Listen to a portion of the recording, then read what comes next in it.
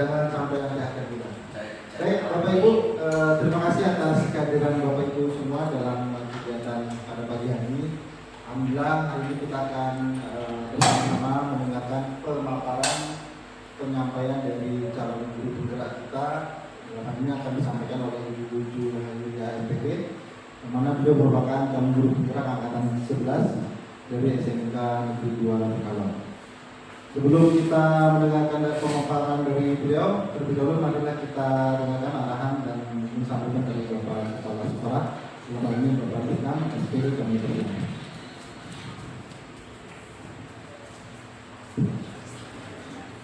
Assalamualaikum warahmatullahi wabarakatuh. Waalaikumsalam warahmatullahi wabarakatuh. Gimana Bapak Ibu kabarnya? Alhamdulillah. Baik, sehat Pak. Sehat, alhamdulillah. Bapak Ibu terima kasih telah hadir bersama-sama untuk sama-sama mendengarkan, melihat paparan dari Ibu Juhairiyah selaku CGP angkatan ke-11 angkatan ke-11, yaitu penyebaran pemahaman dan penerapan budaya positif.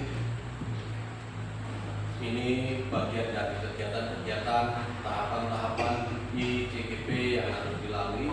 Semoga CGP kita Bu Juhairiyah bisa mengikuti kegiatan-kegiatan di CGP itu sampai tuntas nanti dengan hasil yang maksimal, hasil yang menggembirakan sesuai dengan yang diharapkan. Dan harapan saya adalah ini menjadi penyemangat, motivasi bagi Bapak Ibu yang lain yang belum, ya. Karena nanti ketika mengikuti CGP dengan segala prosesnya, tentu akan ada perubahan-perubahan, baik itu pemahaman maupun praktiknya terhadap pembelajaran, sudut pandang terhadap siswa. Ya, kalau mungkin selama ini rata-rata kita ketika ada anak yang kurang berkenan di hati kita langsung terapkan hukuman. Nanti kalau sudah CGP enggak, semuanya jadi manajer, posisi manajer yang diambil. Nah, itu sebuah perubahan-perubahan yang insya Allah bisa kita lakukan. Dan bagi yang belum juga dengan kita partisipasi aktif, bertanya dan sebagainya, nanti seperti Pak Martono juga ada rasa penasaran ingin bertanya, cuman karena dalam forum ini tidak ada sesi tanya jawab dalam waktu secara khusus, maka tadi saya sarankan kalau nanti tanya di ruang guru. Saya kira itu Bapak Ibu, dengan mengucap Bismillahirrahmanirrahim, maka kegiatan ini saya nyatakan dibuka. Demikian, Assalamualaikum warahmatullahi wabarakatuh. Waalaikumsalam.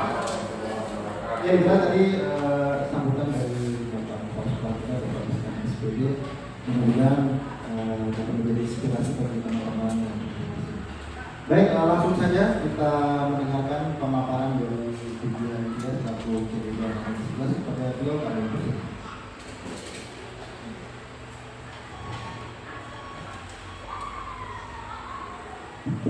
Baik, terima kasih. Assalamualaikum warahmatullahi wabarakatuh. Waalaikumsalam warahmatullahi wabarakatuh. Masih semangat Bapak Ibu? Ya. Jadi ini pemaparan penyebaran pemahaman dan penerapan budaya positif yang merupakan bagian dari tagihan tugas dari CGP angkatan 11. Nah, sebelum memulai sedikit ada pantun biar lebih bersemangat. Jadi Bapak Ibu bisa bilang cakep ya. Badan kekar umurnya tua, bawa pedang bukanlah petani. Apa kabar hadirin semua? Selamat datang di acara ini. Baik Bapak Guru, Bapak Ibu Guru hebat, saya mungkin bisa langsung ke materi. Kita tolong Ibu duduk di sini saja ya, Bu Nunung sebagai operator.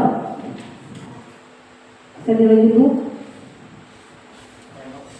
Oke, ini pengantar saja terkait modul 1.4 penerapan budaya positif. Jadi kita berangkat dari konsep pendidikan Ki Haji Dewantara. Bapak saya bilang lagi tentang pentingnya budaya dan lingkungan positif di sekolah yang nanti menempatkan murid sebagai fokus utama. Menurut KHD, pendidikan tidak hanya konsep transfer pengetahuan, tetapi juga mencakup pembentukan karakter dan pengembangan potensi setiap murid. Oleh karena itu, menciptakan budaya dan lingkungan mendukung inklusif menjadi mewujudkan visi pendidikan yang diinginkan.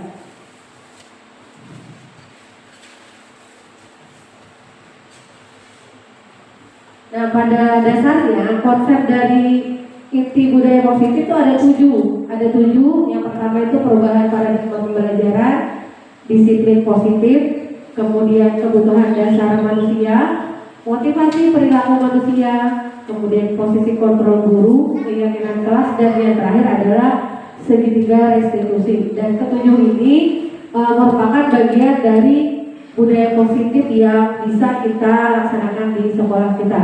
Definisi atau pengertian dari disiplin positif mungkin bisa ditambahkan lagi atau saya kasih pertanyaan baru untuk Pak Roji. Beliau juga GP di sekolah ini dan merupakan motivasi kami ikut CGP.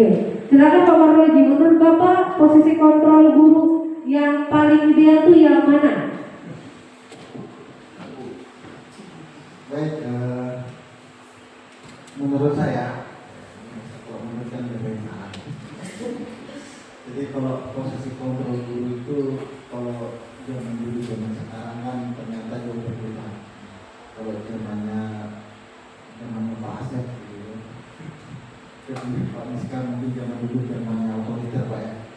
Artinya guru adalah sumber segala-galanya. Maka kalau zaman dulu guru itu ya kalau sakit datangnya ke guru, kalau melahirkan ya datangnya ke guru. Nah, kalau sekarang guru tidak hanya sebagai sumber pembelajaran, tapi guru sekarang harus memposisikan dirinya sebagai manajer. Artinya dia bisa memanage bagaimana pembelajaran di kelas maupun terhadap berbagai kasus yang ada di satuan pendidikan tersebut. Sehingga guru dia akan menciptakan sebagai warga sekolah, dia akan menciptakan suasana lingkungan sekolah itu menjadi yang menyenangkan, sehingga dampaknya adalah menjadikan murid itu menjadi bertambah senang ketika dia menuju ke sekolah. Sehingga kalau hatinya senang, maka kebiasaan-kebiasaan baik itu akan muncul dengan sendirinya. Jadi itulah yang dimaksudkan untuk mulanya artinya kepada budaya positif. Mungkin itu posisi kontrol guru yang bisa kita lakukan. Terima kasih. Oke, benar sekali ya. Jadi kasih aplaus dulu untuk Pak Roji. Nah, berangkat dari ini, kita sedikit saya paparkan, bukan saya lebih tahu ya di sini. Jadi saya dengan keterbatasan ilmu saya mencoba untuk berbagi budaya positif yang saya dapat ketika mengikuti CGP. Nah, pertama kita mempelajari tentang pembelajaran paradigma baru. Jadi kita semua sudah tahu tentang 6 karakter profil pelajar Pancasila. Nah, di sini untuk menciptakan atau membentuk karakter 6 profil pelajar Pancasila ini dari pembelajaran yang berprinsip berdiferensiasi. Jadi pembelajaran yang prinsipnya pembelajaran berdiferensiasi, sehingga peserta didik belajar sesuai dengan kebutuhan untuk mewujudkan profil pelajar Pancasila. Di sini intinya guru itu tidak lagi sebagai student center, tetapi guru adalah fasilitator. Bagaimana kita merancang pembelajaran yang membuat siswa kita tuh aktif di dalam kelas. Mungkin itu. Nah, seperti yang tadi dijabarkan oleh Pak Resdi terkait disiplin positif, sebenarnya kita sudah sering melakukan disiplin positif ini di sekolah. Sering kita lakukan, tapi kadang kita tidak sadar. Jadi ada kebiasaan-kebiasaan baik yang sudah kita lakukan seperti sholat zuhur berjamaah, kemudian mengambil sampah satu siswa satu orang itu sudah kita terapkan.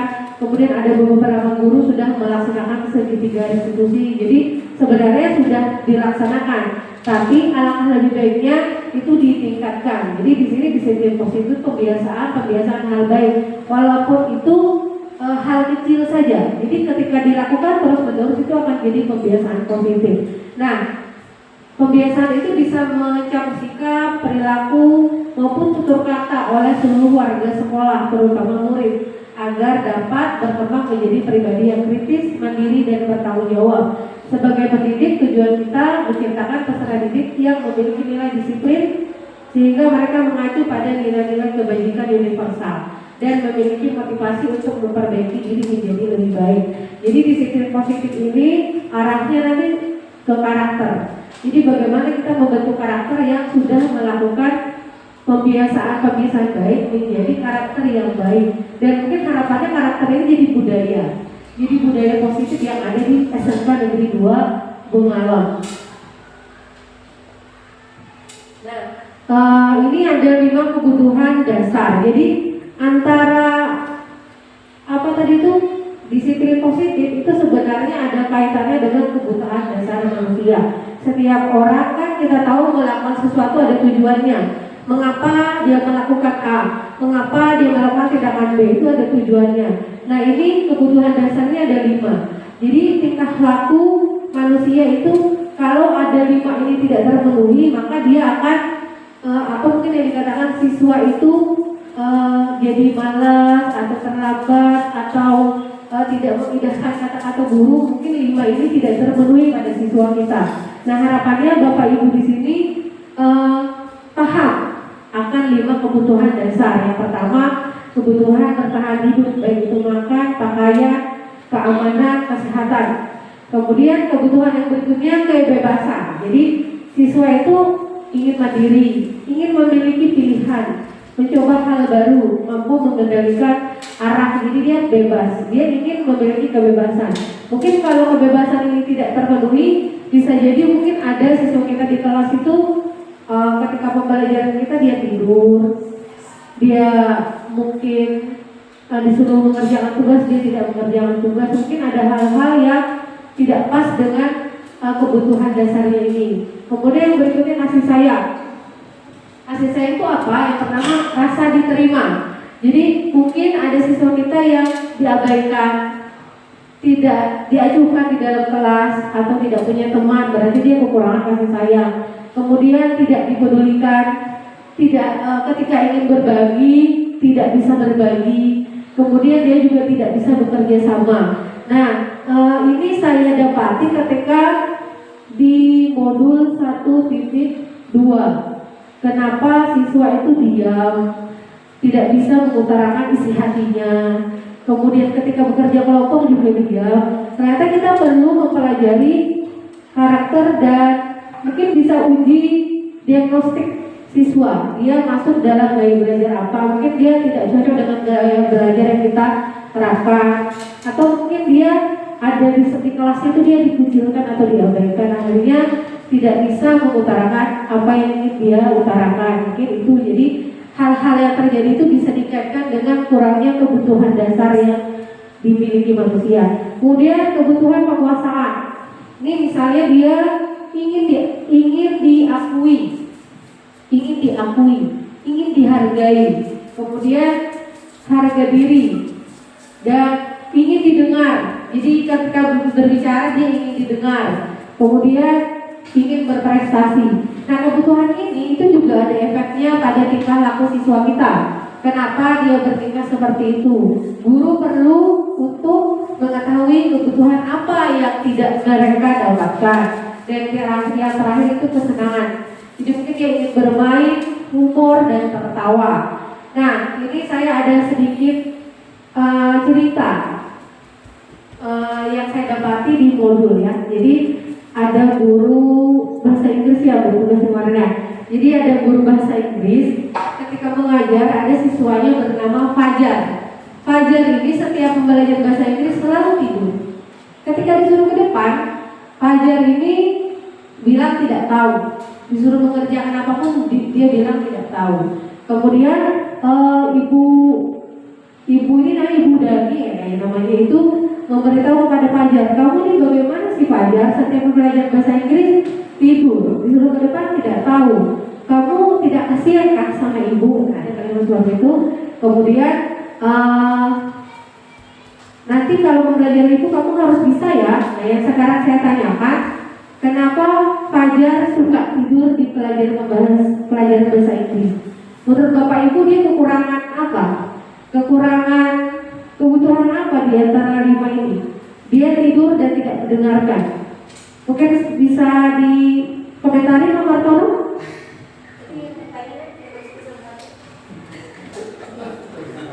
Pertanyaannya bisa diulang boleh. Jadi Pak Martono ini di kebutuhan ingin didengar. Jadi saya jelaskan lagi. Pada pelajaran bahasa Inggris, Fajar suka tidur. Setiap disuruh ke depan, dia hanya diam dan bilang tidak tahu. Kemudian Ibu Dani berkata kepada Fajar, Fajar, kamu bagaimana sih? Setiap pelajaran saya selalu tidur. Kamu tidak kasihan sama ibu menjelaskan dari tadi. Nah, pertanyaan pertama yang saya tanyakan, dari 5 kebutuhan dasar ini, Fajar tuh butuh kebutuhan apa? Karena suka tidur dan tidak mendengarkan. Menurut saya Fajar ini masuk kategori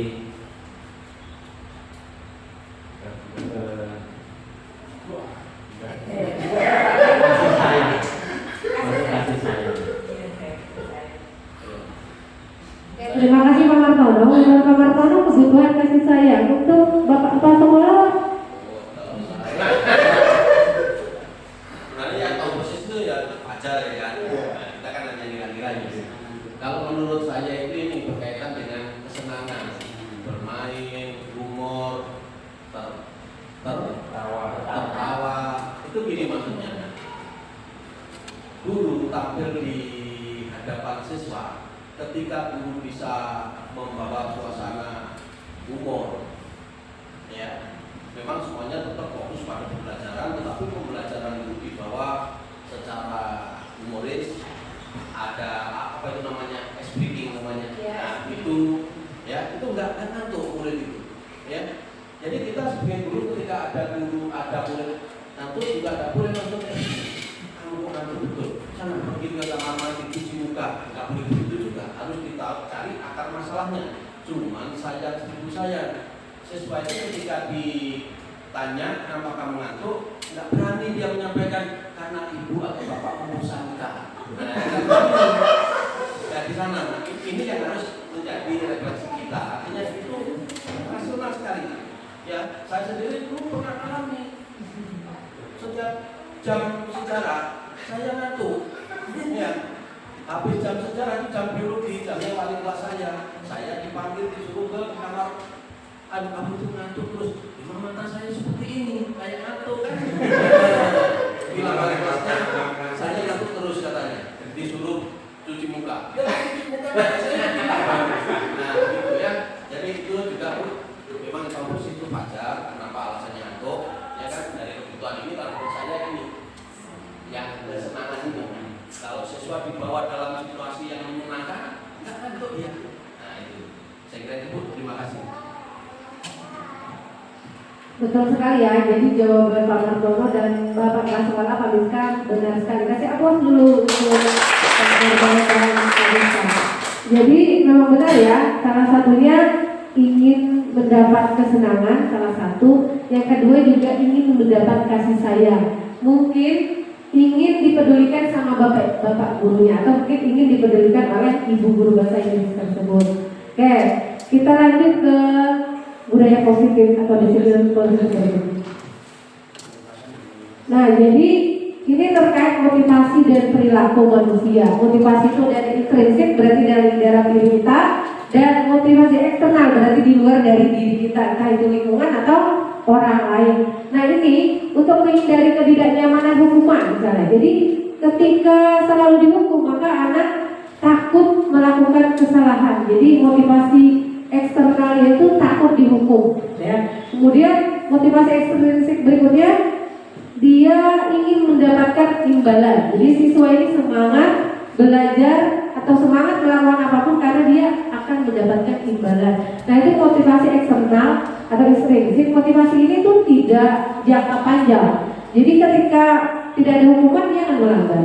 Ketika tidak ada penghargaan, dia juga tidak akan melakukan lagi karena ekstrinsik. Jadi yang ingin dibangun adalah motivasi intrinsiknya yang ada dalam diri siswa itu tersebut. Akhirnya kalau ada motivasi intrinsik itu akan jangka panjang, lingkungan itu mengikuti. Yang diawali adalah mulai dari diri.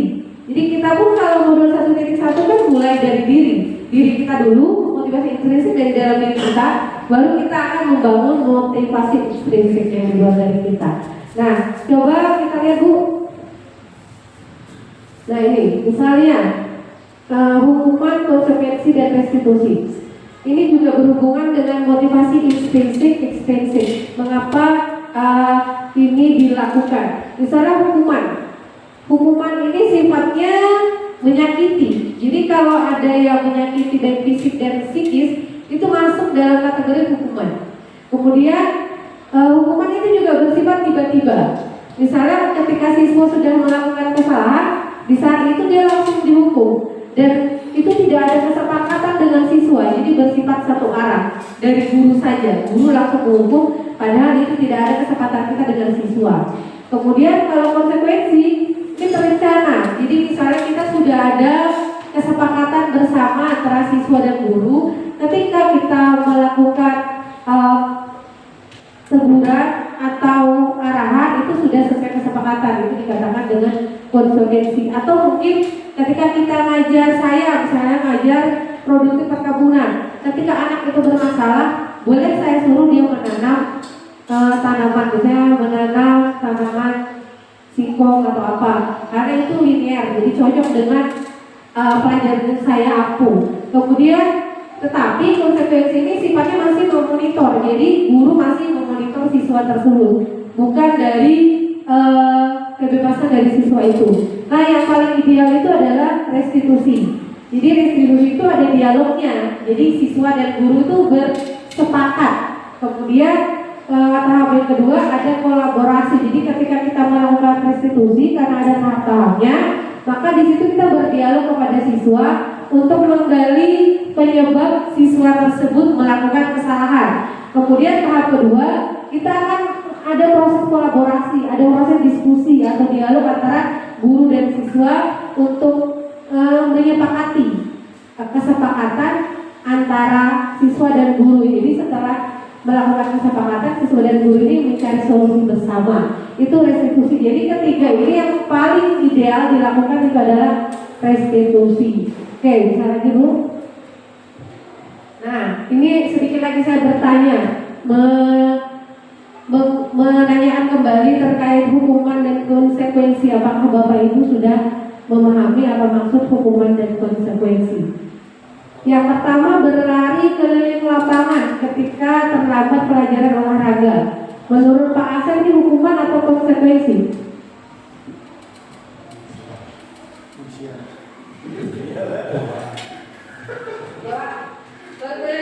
Berlari keliling lapangan ketika terlambat pelajaran olahraga. Hukuman atau konsekuensi? Mungkin dikhususkan ke pelajaran olahraga tidak bisa dimasukkan ke konsekuensi.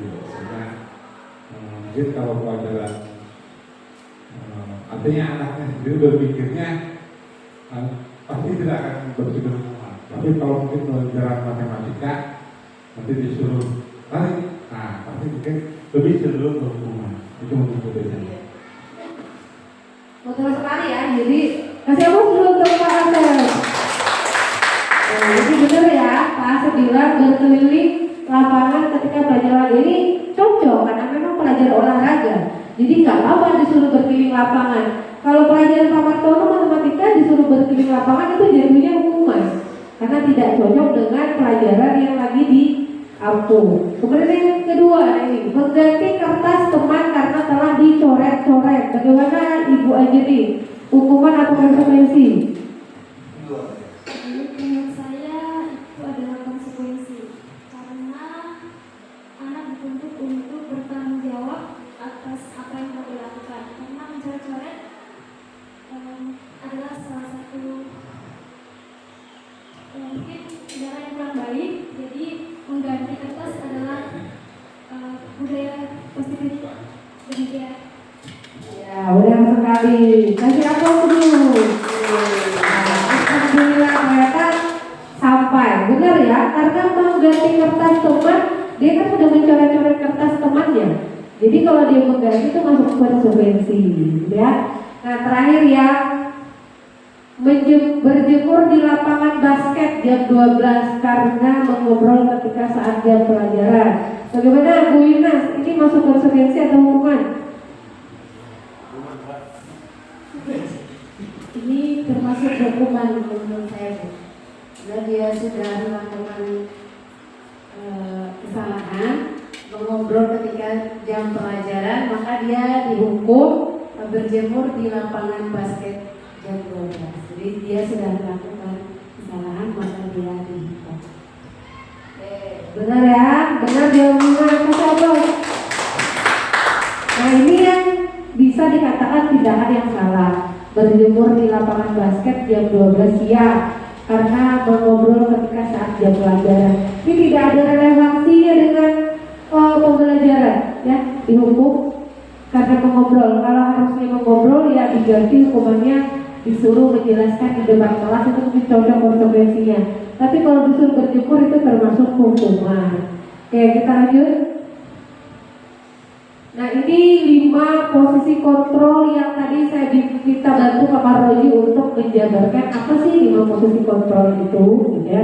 Jadi 5 posisi kontrol ini terkait sikap yang diambil Bapak Ibu jika ada siswa melanggar peraturan. Secara ketika saya belajar ini, saya merasa merefleksi diri saya karena selama ini saya banyak melakukan poin 1 dan poin 2. Menghukum dan membuat rasa bersalah. Walaupun kelima poin ini pernah kita lakukan, tetapi dominannya ya kuning, hukum, menghukum dan membuat rasa bersalah. Saya kira juga Bapak Ibu pun juga pernah berada di posisi 5 kontrol ini.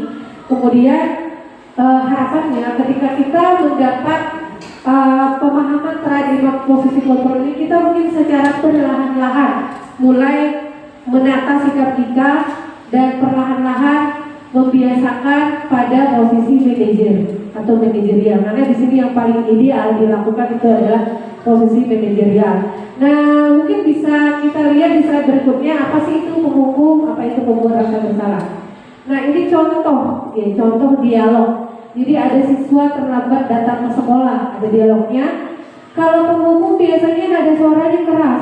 Ditanya kepada siswa bagaimana perasaan murid bila guru berbicara seperti itu pada saat muridnya datang terlambat. Ini posisi yang menghukum nada suaranya udah tinggi, kemudian nada suara juga menyudutkan siswa. Kemudian pada posisi merasa bersalah, nada suaranya ini beda. Kalau yang tadi penghukum itu suara tinggi, kalau merasa bersalah tuh memelas, suaranya memelas. Adi, kamu bagaimana ya? Itu kan posisi suara memelas. Kemudian nanti murid ketika kita kasih kalimat, kamu berjanji dengan ibu tidak akan terlambat lagi. Kenapa ya? Senang sekali mengecewakan ibu. Ibu benar-benar kecewa sekali. Nah, kalimat ada mengecewakan ibu kecewa itu membuat siswa kita merasa bersalah. Dia akhirnya mungkin akan memperbaiki kesalahan dia, tapi karena ada perasaan bersalah, bukan karena inisiatif dari dirinya sendiri. Oke, lanjut ke posisi berikutnya. Nah, ini posisi teman. Posisi teman tuh biasanya nada suaranya akrab, sambil guyon, kemudian bahasa tubuhnya juga merangkul. Nah, siswa ini biasanya akan menurut kepada guru itu saja. Misalnya Pak Asep, Pak Asep dekat sama siswa, maka siswa itu hasil akhir dari posisi teman ya, maka siswa itu hanya menurut pada Pak Asep saja karena dia dekat sama sama Pak Asep. Kemudian pada guru lain karena tidak dekat, maka dia tidak mengindahkan guru tersebut. Itu kalau kita berada di posisi teman. Oke, kita lanjut. Nah, posisi pemantau. Posisi pemantau ini lebih ke peraturan. Jadi kalau ada peraturan, pemantau ini kayak menanyakan kembali, kamu ingat nggak peraturan sekolah kita? Nah, itu lebih ke peraturan, lebih kaku. Kemudian bagaimana jika melakukan kesalahan lagi? Intinya dia ke peraturan yang sudah ada di sekolah. Maka efek samping dari pemantau ini, dia pun mengikuti atau tidak melanggar lagi hanya karena ada peraturan. Hanya karena ada peraturan. Nah, yang terakhir yang paling ideal ini adalah posisi manajer. Karena posisi manajer ini lebih menanyakan ke siswa untuk bagaimana kamu cara memperbaikinya, ya. Ada kalimat bagaimana kamu cara memperbaikinya jika berbuat salah lagi. Kemudian siapa sih orang di dekat kamu yang bisa membantu kamu berubah? Dia di sini juga manajernya juga akan menanyakan siapa orang di sekitar kamu bisa membantu kamu berubah. Kemudian terakhir dia juga menanyakan, kalau manajernya menanyakan kapan kamu bisa berubah, gitu ya. Jadi manajer ini paling ideal yang nantinya bisa memotivasi intrinsik siswa untuk berubah dari dalam dirinya, bukan karena eksternal, tapi dari dalam dirinya. Mungkin begitu Bapak Ibu. Nah, beliau ini GB dan sudah juga menerapkan 5 posisi manajerial ini. Mungkin di salah satunya restitusi yang Bapak lakukan, Pak ya. Ya, oke. Itu kita lanjut ke ini. Jadi lebih penekanan ya. Ini selain tentang penekanan aja. Kalau ini posisi pembuat rasa bersalah. Jadi ada kalimat menekatkan saya kecewa. Saya kecewa sama kamu. Nah, itu kalimat-kalimat ini ya. Penekanan pembuat rasa bersalah. Kemudian posisi kontrol penghukum ini lebih ke menekankan mengerjakan sesuatu yang tentunya akan membuat siswa capek fisik atau psikis. Ini contohnya lari keliling lapangan tuh mungkin fisik, jadi capek fisik. Nah, yang kayak gini masuk penghukum. Saya lanjut. Dan yang ini yang paling ideal, dia menanyakan bagaimana akan memperbaiki masalah ini. Jadi lebih mengajak siswa, ayo mari kita bersama memperbaiki masalah yang kamu lakukan. Jadi lebih ke berdialog. Ini kemudian lanjut. Dan yang pemantau ini lebih ke peraturan yang ada di sekolah kita. Jadi peraturan yang sudah kita sepakati ya, itu tentang kalau contoh kalimatnya seperti itu, kamu terlambat 15 menit. Apakah kamu mengerti konsekuensinya? Jadi lebih ke peraturan yang sudah kita sepakati. Itu pemantau. Kemudian, nah ini masuk ke keyakinan kelas ya. Jadi keyakinan kelas ini secara umum dijabarkan sebagai kesepakatan kelas. Ini biasanya kita lakukan di kelas. Mungkin mayoritas di sini sudah wali kelas ya. Lebih banyak wali kelas ya di ruangan ini. Jadi kita di kelas bisa membuat keyakinan kelas bersama dengan siswa. Kenapa kalimatnya keyakinan kelas? Ini diartikan sebagai kesepakatan yang kita buat itu kita yakini.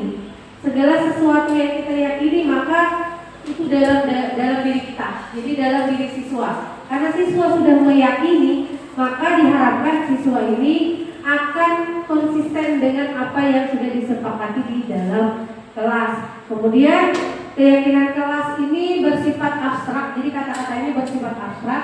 Kemudian memuat kalimat positif, misalnya kalimat jangan makan di dalam kelas. Itu kalimat positifnya bisa diganti tertib di dalam kelas. Jadi tidak ada kalimat jangan dan tidak. Usahakan keyakinan kelas itu memuat kalimat positif. Kemudian keyakinan kelas ini disepakati bersama di dalam kelas, kemudian diingat dan dipahami. Semua warga kelas ikut berkontribusi dalam pembuatan keyakinan kelas lewat kegiatan mengutarakan pendapat. Kemarin saya sudah membuat keyakinan kelas tapi dalam bentuk video. Saya tidak tampilkan di sini karena mengingat waktu kalau saya masukkan videonya. Oke, bisa dilanjut. Dan yang ini segitiga restitusi. Jadi 5 posisi kontrol itu di segitiga restitusi biasanya yang dipakai adalah posisi manajer. Jadi di segitiga restitusi ini biasanya posisi manajer. Nah, apa itu segitiga restitusi? Ini semacam dialog. Jadi guru berdialog dengan siswa untuk menggali kesalahan atau penyebab siswa membuat kesalahan. Kemudian segitiga restitusi ini membantu juga murid memiliki tujuan, disiplin kognitif, memperbaiki dirinya setelah berbuat salah. Nah, segitiga restitusi ini ada tahap-tahapnya. Yang pertama, menstabilkan identitas. Ini kayak kita menggali siswa dan menstabilkan identitas dia, bahwa setiap siswa itu bisa berbuat salah. Bukan kamu saja yang berbuat salah, setiap orang itu bisa berbuat salah. Nah, di bagian menstabilkan identitas itu mengajak siswa menggali apa yang menyebabkan dia melakukan kesalahan. Kemudian memvalidasi tindakan. Memvalidasi tahap keduanya. Mungkin kita bisa mengatakan apa yang kamu lakukan ini benar atau tidak. Kita menanyakan ke siswa, itu benar atau tidak. Kalau tidak, apa yang akan dia lakukan untuk memperbaiki kesalahannya. Dan yang tahap terakhir adalah validasi. Yang terakhir bukan mau ya. Yang kedua validasi, yang ketiga menanyakan keyakinan. Ini menanyakan keyakinan ke dalam diri siswa. Apakah dia ingin berubah? Siapa yang akan membantu kamu berubah? Dan langkah apa yang kamu lakukan untuk berubah? Ini di bagian meyakinkan, menanyakan keyakinan siswa. Nah, pada tahap segitiga restitusi pertama kali pun mungkin tidak akan berhasil. Tapi secara bertahap kita lakukan restitusi, maka siswa itu akan kembali ke kelompoknya dalam posisi yang sudah berusaha untuk memperbaiki kesalahannya.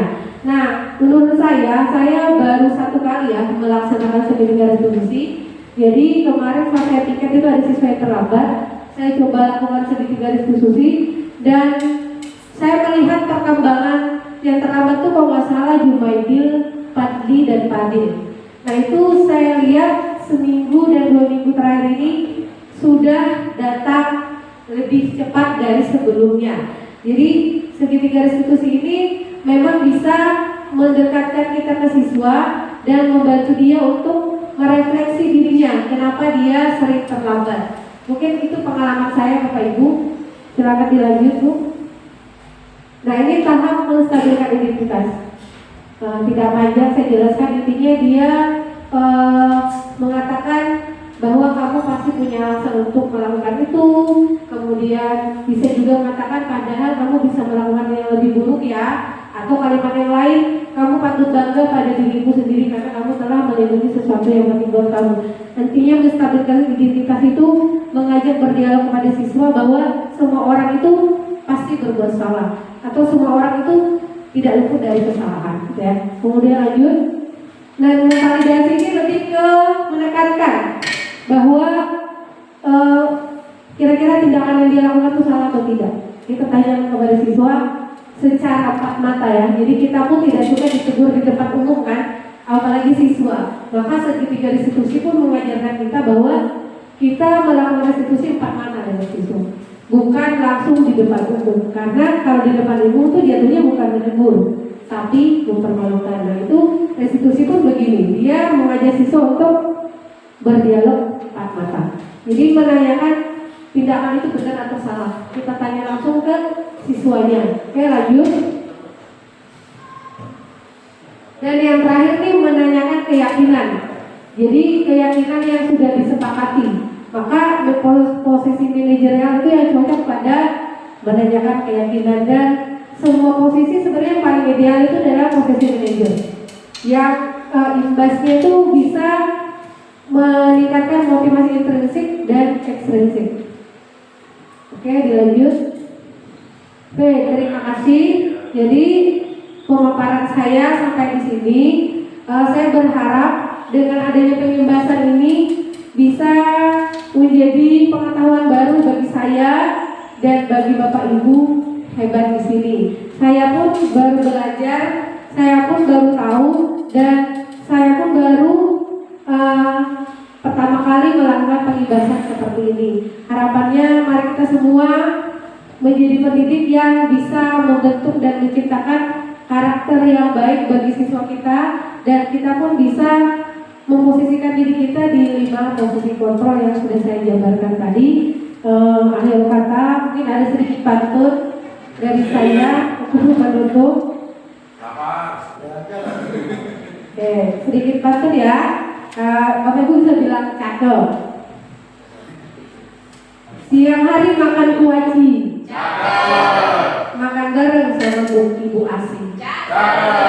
Cukup sekian acara hari ini.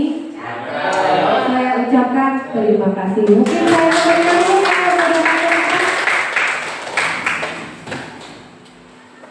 Baik, Bapak Ibu, itulah tadi pemaparan dari Bu Joy Indria selaku Cendera Angkatan ke-11, yang mana dapat kita simpulkan bahwasanya penerapan budaya positif ini imbasnya baik bagi guru maupun juga bagi siswa. Bagi guru, bagaimana dia bisa menjadi kontrol, pertama diarahkan menjadi seorang manajer, tidak lagi bertumbuh kepada hukuman, sedangkan bagi siswa atau bagi murid dia dapat memiliki kebiasaan-kebiasaan baik yang bermula dari dirinya sendiri. Baik, sekali lagi beri tepuk tangan buat seluruh peserta yang sudah hadir. Kurang lebihnya mohon maaf, inginnya saya juga berpantun, tapi saya belum menyiapkan pantun. Terima kasih. Assalamualaikum warahmatullahi wabarakatuh. Waalaikumsalam warahmatullahi wabarakatuh.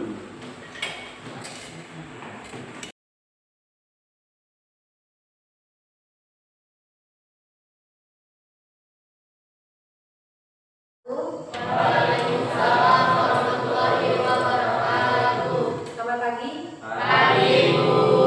Hari ini yang tidak hadir berapa orang? Selain Kamila? Ada Maria, Elvina,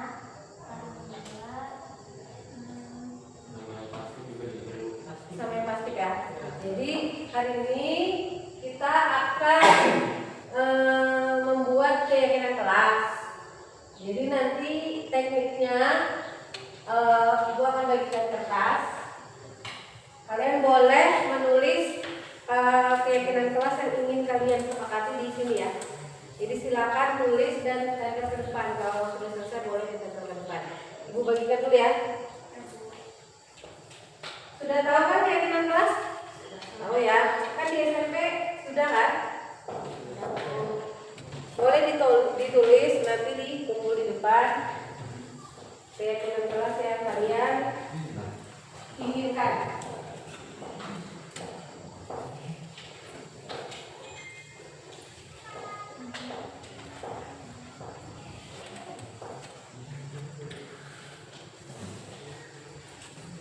Jadi redaksinya itu harus memuat kata tidak memuat kata jangan. Jadi kalau misalnya kalian pengen jangan ribut ketika guru menjelaskan, maka kata jangan itu bisa diganti dengan tidak juga tidak boleh. Jadi bahasanya mendengarkan guru dan teman jika menjelaskan. Jadi tidak kata tidak dan jangan itu tidak boleh dimasukkan. Ya, silakan tulis ya.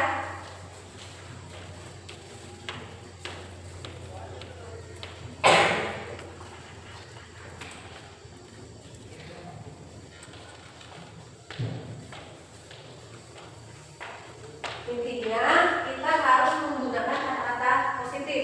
Jadi kata tidak dan jangan itu tidak boleh dimasukkan. Jadi bagaimana kata positifnya? Misalnya tidak atau jangan meribut ketika guru dan teman menjelaskan. Berarti kata positifnya menyimak dan mendengarkan ketika teman.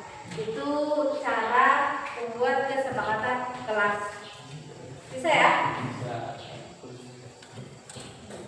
Nanti kalau sudah silakan tempel di papan tulis.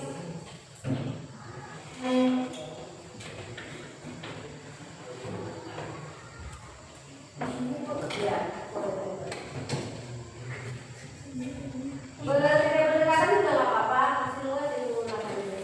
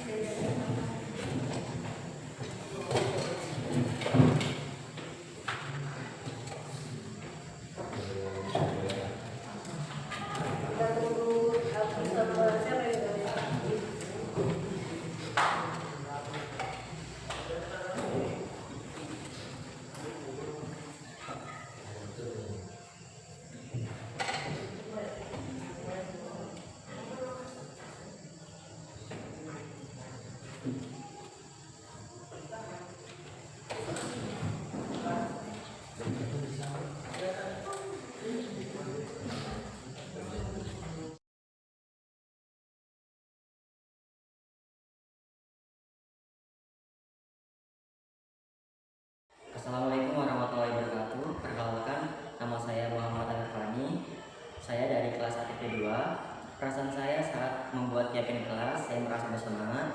Menurut saya, keyakinan kelas itu sangat penting karena dapat menumbuhkan kedisiplinan. Sekian dari saya, terima kasih. Wassalamualaikum warahmatullahi wabarakatuh. Assalamualaikum warahmatullahi wabarakatuh.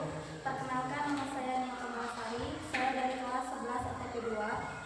Perasaan saya saat membuat keyakinan kelas, saya merasa sangat senang. Menurut saya, keyakinan kelas sangatlah penting karena dapat menunjukkan rasa tanggung jawab. Sekian dari saya, terima kasih.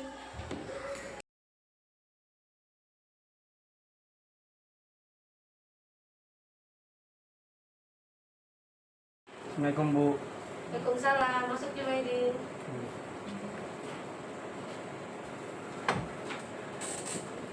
Jumaidi tadi itu tiket. Jumaidi terlambat ya? Iya Bu. Ya. Kira-kira apa yang menyebabkan Jumaidi terlambat? Saya bangun kesiangan Bu. Oke. Setiap orang pasti pernah melakukan kesalahan. Coba pikirkan lagi apa yang menyebabkan Jumaidi bangun kesiangan. Saya tidur terlalu malam Bu. Ya. Apakah tindakan itu benar atau salah? Salah Bu, karena itu melanggar aturan. Coba ceritakan kepada ibu kronologinya. Saya bermain game hingga larut malam Bu. Oke, Jumaidil sudah sadar apa belum? Apakah masih akan datang terlambat? Sudah Bu, saya tidak akan terlambat lagi. Baik, kedepannya jika Jumaidil datang terlambat, apa yang akan Jumaidil lakukan untuk memperbaiki kesalahan ini? Saya akan meminta tugas kepada guru mata pelajaran Bu. Oke, semoga ini menjadi pelajaran bermakna buat Jumaidil ya, agar tidak melakukan kesalahan lagi. Ya Bu, terima kasih Bu. Silakan kembali ke kelas ya. Ya Bu.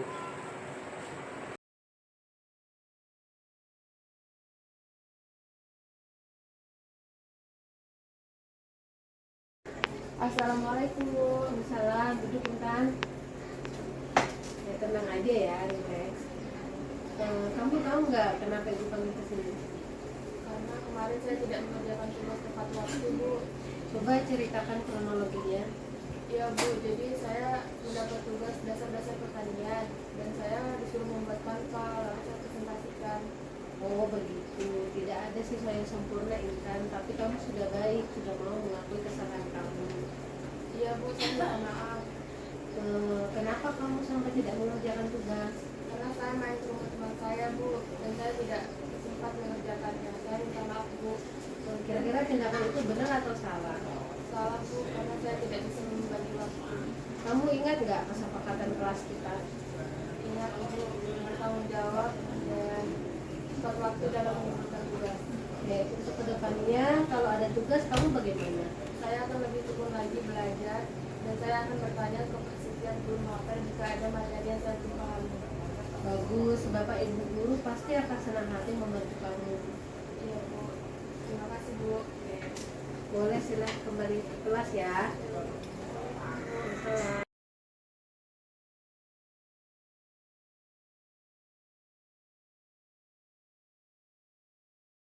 Assalamualaikum warahmatullahi wabarakatuh. Perkenalkan saya Intan Sari dari kelas 12B. Terima kasih Ibu Guru, saya senang sekali diajak berdiskusi dengan Ibu untuk menemukan solusi atas kesalahan yang saya lakukan. Saya janji tidak akan mengulang kesalahan saya lagi. Terima kasih Ibu. Assalamualaikum warahmatullahi wabarakatuh. Perkenalkan nama saya Junaidil, kelas 11 ATP 1. Terima kasih Bu. Saya senang bisa diskusi kepada Ibu, jadi saya bisa dapat solusi. Saya janji tidak akan mengulangi kesalahan saya lagi. Terima kasih. Assalamualaikum.